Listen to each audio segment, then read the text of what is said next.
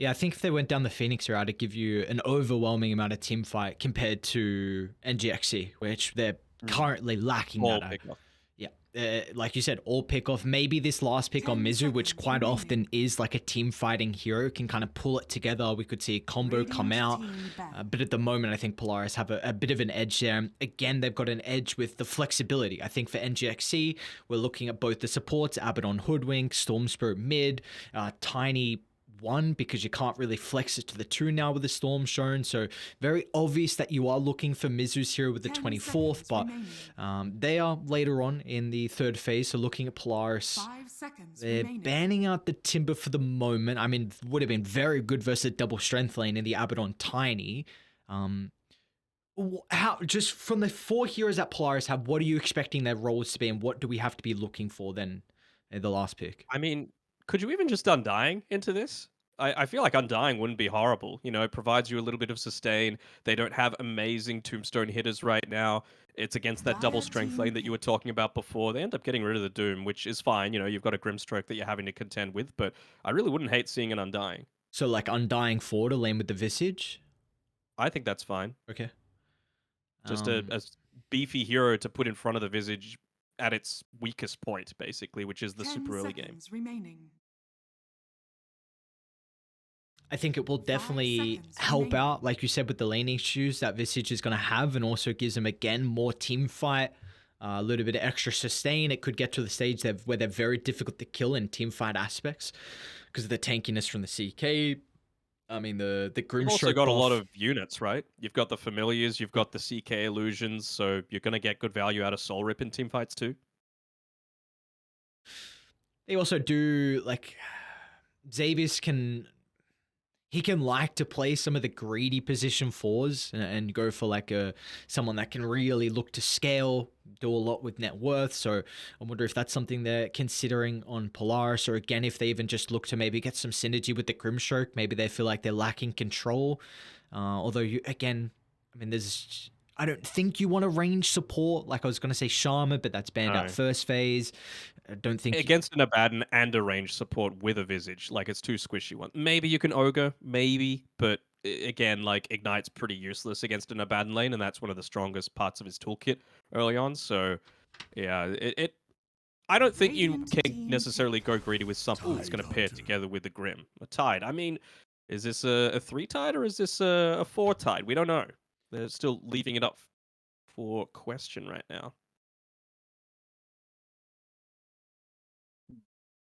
How do you deal with this? 10 seconds remaining. They do have this very, like I 5 was saying seconds before, they are remaining. very pick-off heavy.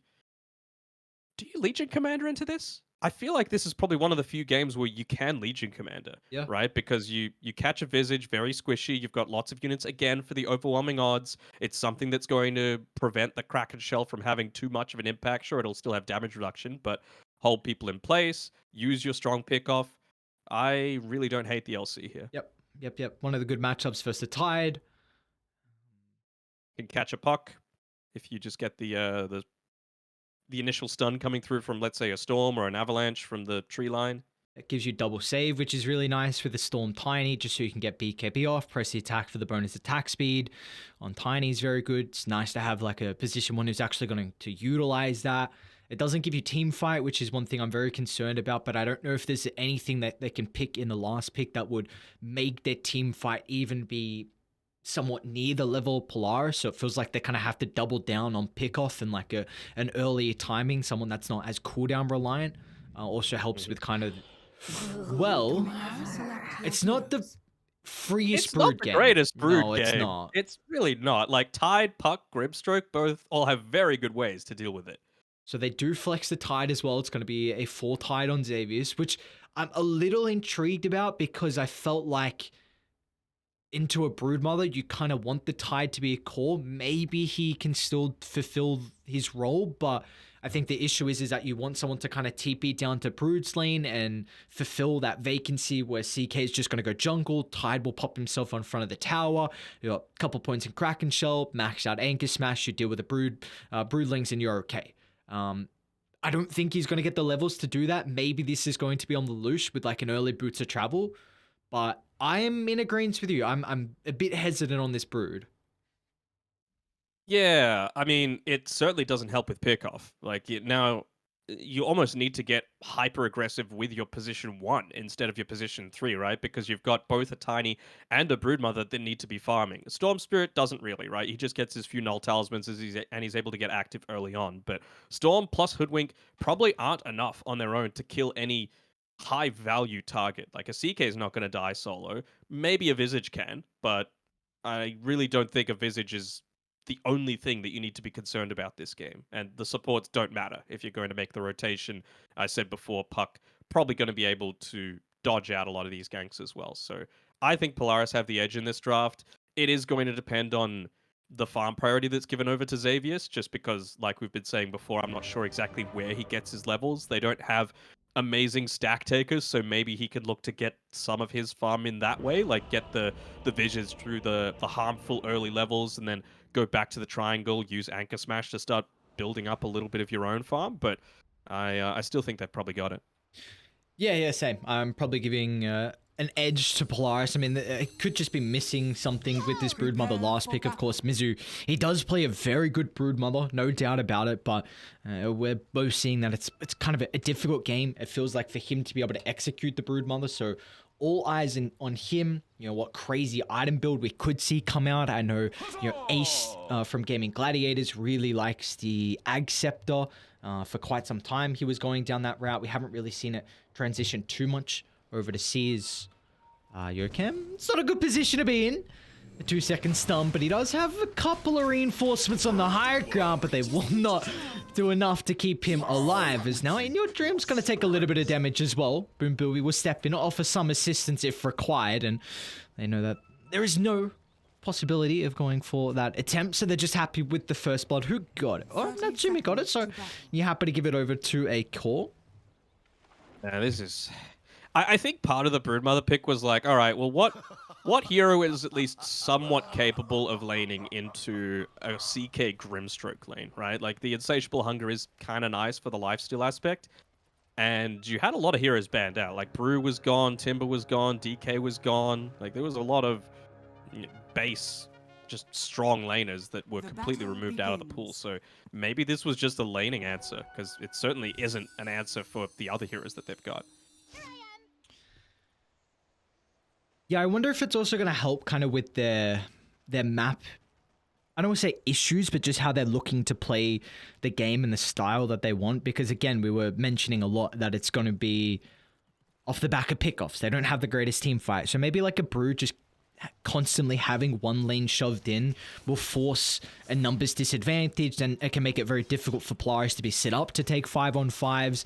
Maybe you can then have like a Storm Spirit jump or like a Hoodwink +1 with the burst. So maybe the Brew can kind of just help out in that regard. Maybe, but I mean, if you're committing a Broodmother to be in the side lanes, then if you're just committing, let's say, a Grimstroke, who one of the better heroes, like he can almost solo kill a Broodmother. And well, speaking of Brood, has to be a little bit cautious up here. Just a nice use of the planted tree there by Jokam enables him to get away. Yeah, even bottom lane, we saw Boom Booey taking a bunch of harassment thanks to Xavius on the Tide Hunter, and never mind on the Visage. But yeah, I feel like a Grimstroke's just going to be able to solo deal with this Broodmother, right? If she tries to get super aggressive. So is that really what you're concerned about? First blood? Or second blood? That's just what happens in this lane, right? Grim, CK, incredibly strong combination. Yeah, well, the Brood's not a good lane until level 6. So I can't see Mizu having quite a good time at all into this double stun lane. They've already got their levels. I mean, level 2 is a big spike on this duo. Natsumi still considering if he needs a Chaos Strike or not. Probably, I would imagine it goes Reality Rift. I don't think he needs the sustain. As bottom lane, Xavius. Take a little bit of damage from In Your Dream. Of course, I can always turn it back around with a Soul Assumption. Never mind, kind of lacking the region at the moment. Hasn't seen that, like, hefty mango build that we quite often get from the Visages in the offlane. Just wants to rush a couple of nulls. I like what Bubu is doing, though. He's putting himself really aggressive here. Has to be a little bit careful. Of course, he has the magic stick. Nice value in this lane, considering soul assumptions and eventually anchor smashes are going to be coming out pretty frequently.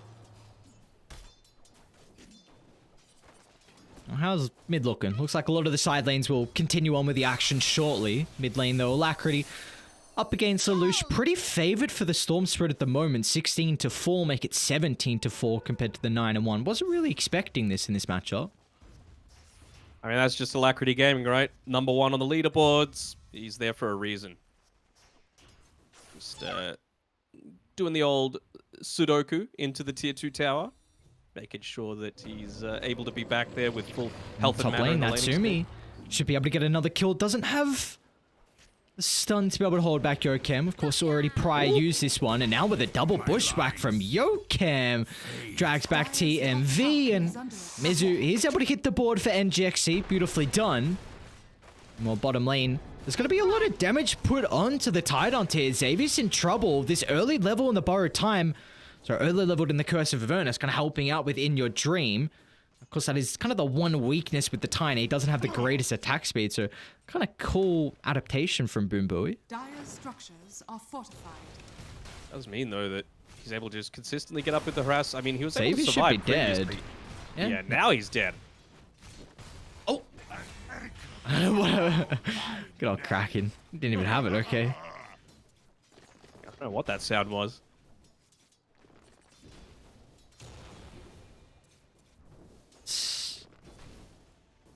So Nevermind still very much struggling in regards to last hits. Only 9 for the moment, of course. You and the counterpart offlaner are very weak till level 6. With Visage and Broodmother looking to try and find that level timing. They can really get away without feeding too many kills beforehand, and they'd be pretty happy. Yeah, I mean, whenever you're up against an Abaddon and a Tiny, it's very rare that you're actually going to get any kills against that lane, right? Like, it's not like this is a physical damage-oriented build. Sure, you've got the Gush on Xavius, but that was to secure the first blood, as well as some range creeps in lane. It's not going to be getting any kills, and might actually end up getting himself killed. Bottom lane, Xavius will. Yeah. No dream. I feel like you pick this Visage both for the strength in the mid game when all of your strong early-ish damage heroes come together and able to group up and you're able to use the familiars. But in the lane, unless you actually have a kill lane, then I feel like a lot of his weaknesses go away. And that's why I was really wanting to see that Undying come out, right? I feel like it provides them the aggression that they need. And you kind of see with the tide crumbling down bottom and puts Nevermind in a bit of a tricky scenario where Boom Booey and In Your Dream can kind of just push him back. Put a lot of harassment out into the Visage. So we got a lot of position ones kind of free farming. I mean, the CK's looking better in regards to the last hits. We have a rotation mid as Lelouch drops the coil. Xavier's going to TP in. Alacrity will actually keep his life. Boom Booey gave him the Photic Shield at the last second. Meanwhile, top lane, we saw Yokem go down to TMV. Natsumi has a crazy amount of damage right now. Of course, that Chaos Strike making his laning stage so incredibly easy. Actually going for the Silken Bowler here on Mizu instead of any kind of insatiable hunger for that sustain and the bonus damage. I suppose just not wanting to get into a right-click battle with a CK. It's nice from Yokem though. You know, of course, does give away his life, but TP's back mid, refills the bottle for Alacrity, secures the power rune, and now I believe with the haste, Alacrity should be able to get the kill onto Xavius. He does have Lelouch starting to step on over. Maybe the Kraken Shell is going to be able to help out a little bit here. Xavier's closing the distance towards the safety of the tier 1 tower. Alacrity expending a lot of mana for this, but in the end, he will secure the kill. Luckily was able to dodge out that silence there. I mean, you can be hasted, but still can't dive underneath the tower with you just running around against a puck. Was getting incredibly close to that Dream Coil. Coming off cooldown, just does now. Oh, bottom lane as well, Nevermind. In Your Dream and Boo Boo combined together once again as... Oh, we got kills galore. 9 kills, 7 minutes into our game 1. I'm really liking how they've been playing this bottom lane on Nigma.SEA. You know, In Your Dream, he's farming incredibly well. Not as well as the CK, but CK, one of the strongest laners in the entire game right now. So that's to be expected. It's more around how Bubui's been playing, right? Constantly making sure to instantly remove the Grave Chill, any kind of time that they've got the Radiant's gush on middle people as tower well. is He's under always there, attack. right in position. Magic Stick, great item. And he's just making sure that In Your Dream's continuing to farm. So, yeah, I really like their response to this, both in the draft pick, but also Top how they've been lane, able to address Lelouch. Mizu. There's the address. Lelouch. Nice movement from him. Just coil dropped. Wasn't really forced to be mid without the creep wave hitting the tower, so it was a little less obvious and not like he had to defend the tier 1 under some damage. So great rotation. You get Mizu as soon as he hits level 6. This is exactly what we saw, though, out of... I honestly wasn't expecting as much kill potential to come out from this bottom lane from Bumbuy and In Your Dream, but the fact that they've been able to do such a great job at reducing Nevermind's effectiveness is a big win. He might die again. He doesn't have teammates. Dire's middle tower is Your under Dream attack. steps in. Combination's not going to do a crazy amount of damage, but it will not matter as they can chase him down afterwards. And meanwhile, top lane, Mizu dies for a second time this game. So both offlaners are really struggling. Long zipping from the Storm Spirit. He's got the Arcane Rune to be able to play with alacrity. Only 2 nulls for the moment, and unfortunately will not be able to secure the kill. Now they're going to turn their attention to the Hoodwink instead as Lelouch steps on over. Yokem's got the scurry to work with. It's going to be a pesky nuisance throughout the tree line. A double bushwhack to delay it. Even gets a kill before he dies. Another 6 to push him away, but it will not get enough distance as at least Yokem takes one person into the grave with him. Radiant's top tower That's some is under style attack. points right there. He's just able to completely evade out people for the longest time and secure that solo kill from himself. Some really valuable experience coming through there at the 9-minute mark only to have that level 6. Big win for him. Who's kind of the big winner from this laning stage? Like what team? Because we see both the offlaners really struggling.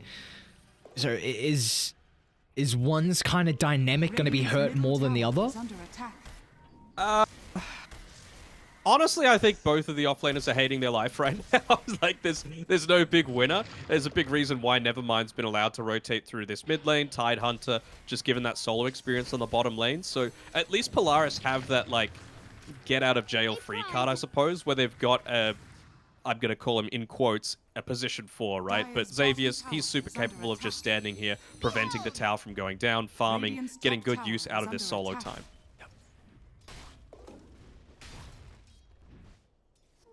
Mid lane, Lelouch might be in a bit of trouble.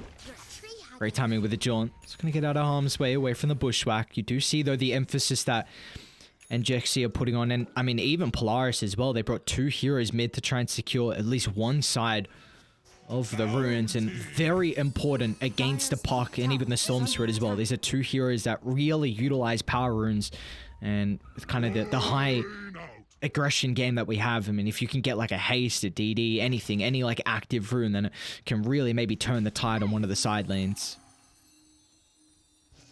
They were picking out In Your Dream on this bottom side, but he's got good map presence, realizing that, look, there's a reason Puck's been off the map for quite some time.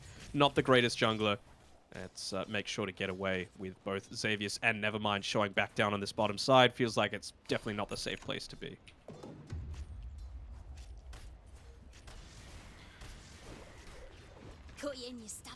Even Radiant's Mizu, though, bottom tower he's is under finally attack.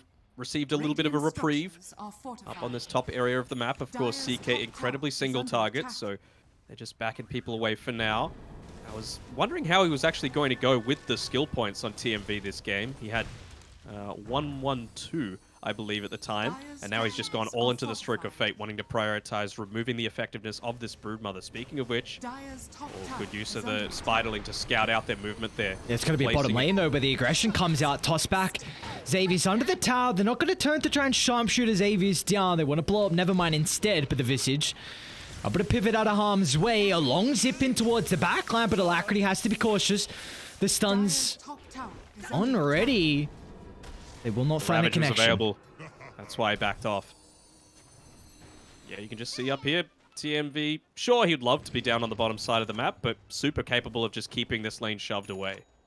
We could have a really farmed Grimstroke because of this maxed out stroke. So I wonder if that's going to be... he's actually going to TP mid. Feels like he, of course, not really forced to play up top. And again, this is all because of the power runes. It might get him killed, though, as In Your Dream. Doesn't have the toss nor the avalanche maxed out, but Lelouch is able to bottle the regen. I think TMV felt like he could move away from that top lane just because Brood had shown previously bot. So he was like, well, no one's going to take this top tower, at least for a little bit. I can use my TP and not be too worried.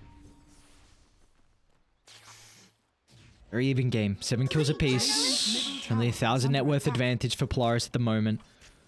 Thoughts, though, on Mizu going bottom? Because often the Brood likes to play on the enemy safe lane and occupying a lot of their jungle. So what's kind of the read here? Why do you feel like Mizu's bottom?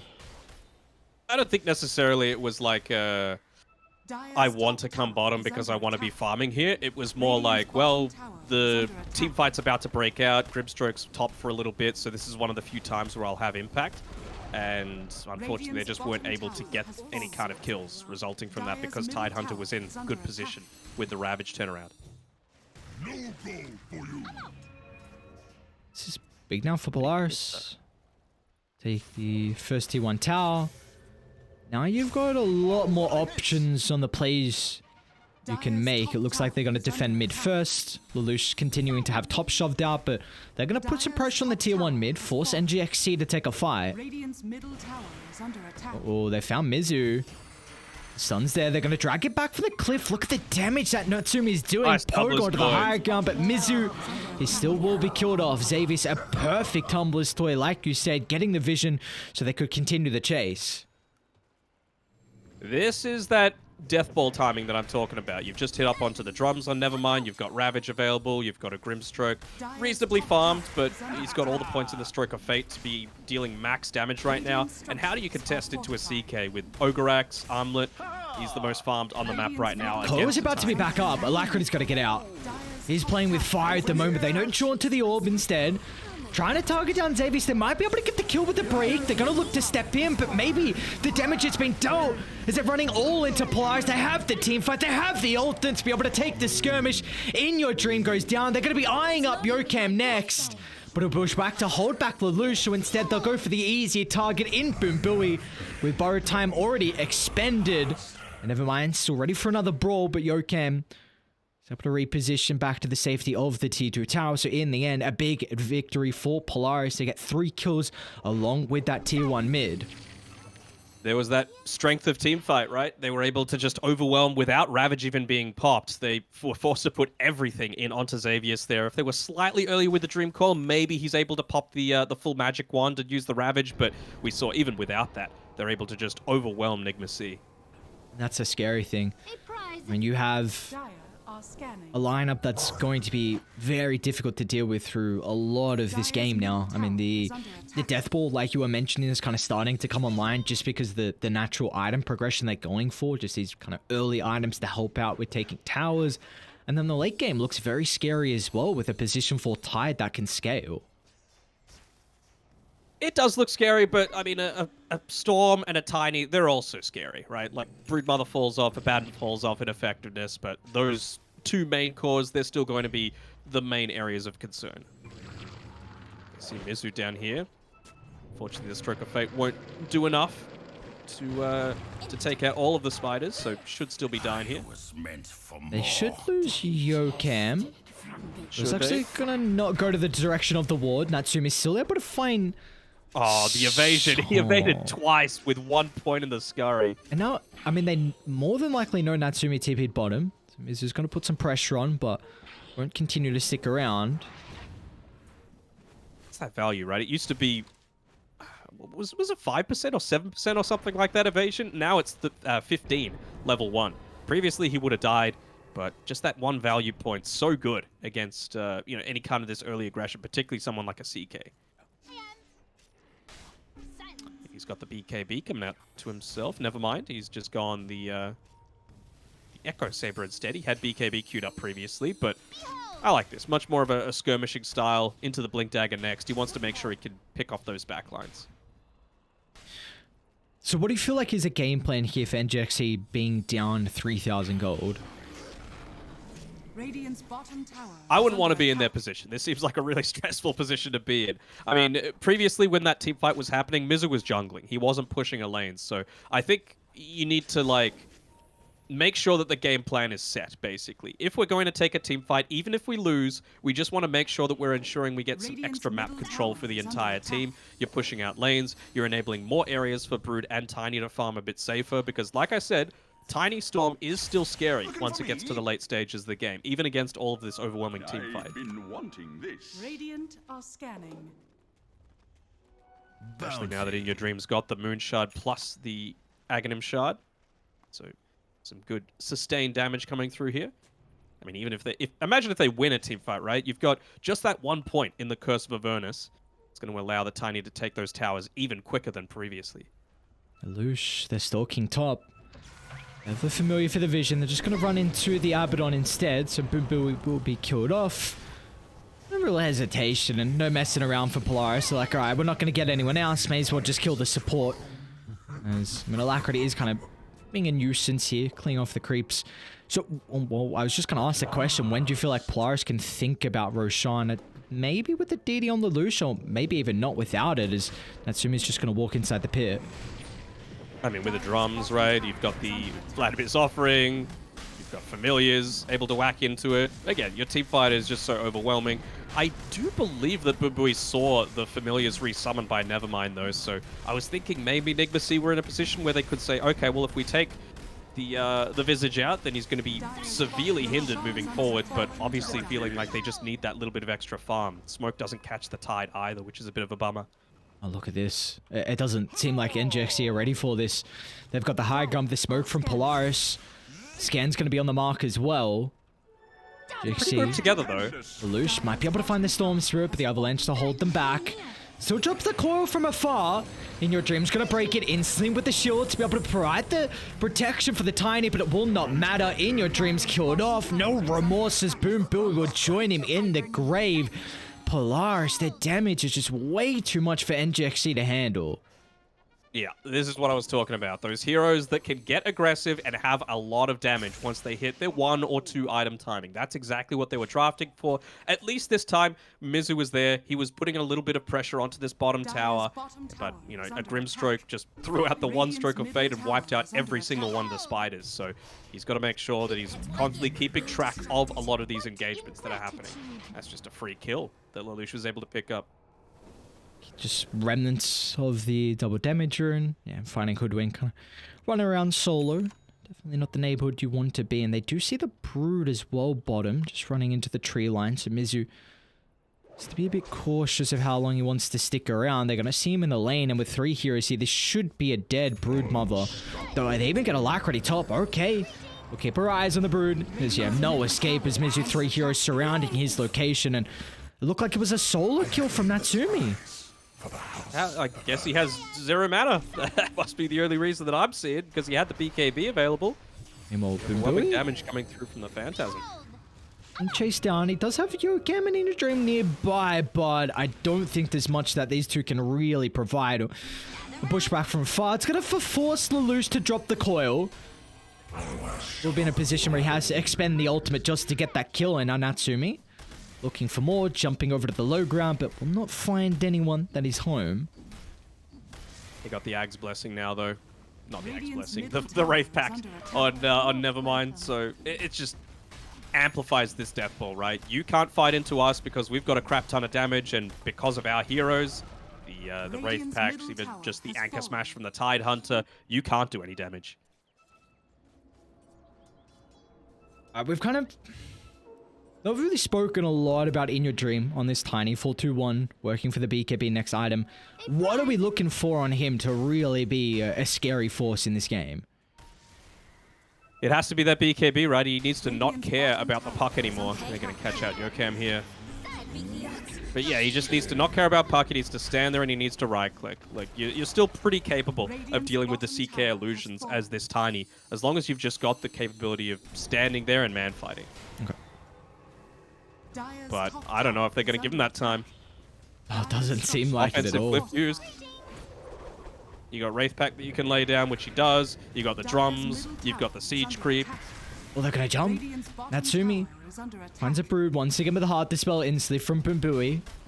And Mizu, the opportunity to be able to reposition, but the towers, well, they don't have this same capability. They're kind of stuck there. Polaris easily siege down the tier 3 tower. Of course, they still have the Aegis for another minute 30.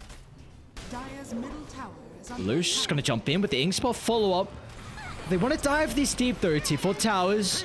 Don't want to put yourselves in a position where they can turn it back around, but the Ravage, the first one of the game, hitting onto 3. Now they can turn towards the Abaddon afterwards, but Alacrity looking to zip to the backline, finding a free kill onto the Grimstroke. They've got some buybacks available, one on the Abaddon, but it looks like it will not matter. Yeah. They can go back in, and they're going to do just that. Mizu steps a bit too far. The Abaddon just bought back, so the borrow time is still on cooldown. As TMV, I mean, he wasn't. Oh, they're even going to give him the good old tip as well. You hate to see it. Now the tier 3 mid will be under siege. I'm not sure the Vlads is what you want as a Broodmother at this stage of the game. It's just like, well, we need to do a little bit of extra damage, and that's what the Vlad's offering is going to be providing, but you're already losing 2 lanes of racks. That's Jesus. I mean, kind of lucky you got tier 1, tier 2 top. Sure, lucky. That's how I would put it. Yeah, I was gonna say maybe lucky's not the right way to put it. Maybe you're just you kind of just fortunate that Polaris aren't gonna get mega creeps, which it seemed like they well and truly could have. Although the Aegis now ticks out. I mean, they've played the draft how it's meant to be played, right? Like it was transparent from the start, right? Like if you're going this Visage CK, that's exactly what you want to be doing. You want to be playing around this early game contestation. So I think while bot lane went a lot better than I was expecting for Tiny Abaddon, you needed to draft better for this top lane. You needed to put a whole lot more emphasis onto that and being able to just answer the aggression, because Broodmother does nothing against this early aggression. You're trying to create space elsewhere on the map, and realistically, all the Brood's done is taken with single tier 1 tower. It's not Mizu's fault. It's just how the hero... Natsumi starting the fight before they're able to get set up. They're trying to take the defense of the tier 2 tower. But they're going on Xavier's. I mean, this is a support Tidehunter is so difficult to kill off. BKB is going to be expended early.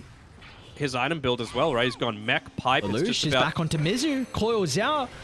They're going to protect him for the once, the shield, giving Mizu an opportunity to get out. Meanwhile, Lacrid is going to zip to the middle. They killed off the Tidehunter without the threat of the Ravage, but it will not matter as Natsumi finds a stun. Thanks to the Inkspell connection, Alacrity chain control down, and the rest of NGX.SEA are gonna die outside the base. A triple kill for Nevermind, a full wipe in the end, and I mean, this is seeming to be the end, as it is indeed. GG's are called as Polaris take out game 1 very convincingly. Yeah, there's a reason why this style of gameplay was played all throughout the major. It's because it works. You know, the amount of times that Tundra were able to close games out between the 20 and 30 minute mark were crazy. So you need to do all you can to try and delay that, and unfortunately Nigma.SEA did not. These heroes not the greatest at being able to respond to a lot of that early aggression. At least it does give you a lot of information though about how you might be able to deal with this moving forward. You know that they've got this in their toolkit, but it's a best of 3 still. We're not in those grand finals, so it's a do or die situation for Nigma.SEA right now. I mean, yeah, now it's a big question of how the bans are looking like. I think it was Shaman Pango first phase, so if you want to consider... Shaman? I believe someone did ban Shaman first phase. I'm like 95% certain it was NGX.SEA. Okay. It could have been... It was Monkey Enigma on Polaris, so... So Shaman might have been the third ban. And regardless, I think just the exciting thing now is what NGX.SEA are going to do to set themselves up for the second draft. Like you said, you know, there's they've shown kind of their hand with this Visage draft overall, and how it's kind of able to look with their lineup, and when they itemize for this Death Ball, you mentioned that. Of course, we saw it a lot of times at the major, how Tundra were able to close out games incredibly easily with this lineup. And now it could be something that NGX.SEA has to consider. Like, do we ban this hero? Do we ban the Visage? Do we let like the Pain go through, which is something that I think was one of Nevermind's best heroes all throughout the group stages. So do we give him that comfort? The flex as well for Lelouch? It's a really tricky question. Yeah, I mean, Polaris had first pick, right? And when you have first pick, you're basically saying, this is our strat, beat it, because you're going to have you need to reveal a lot more in the first phase, right? And they showed CK Visage. I just don't feel like Nigma.SEA did enough in response in the second and third phases with that response advantage to be able to appropriately address what Polaris did. Hopefully, they've learned something from this first game because things are going to need to change around. That was a stomping. That was a stomping indeed, and we saw prior, again, the last time these teams played was in the group stages, the second last day, and it was Polaris coming out on top with a 2-0, and that might be the same fate as well. Of course, at least this time, it is a best of 3, so if NGX.SEA are able to take this game, then we will go to a Game 3 decider, which will determine who will face Execration in the best of 5 grand finals that will be later on tonight. But for our Game 1, it's going to be Polaris coming out on top, a very convincing victory from them. We'll see if NGX.SEA can hit back in our second game.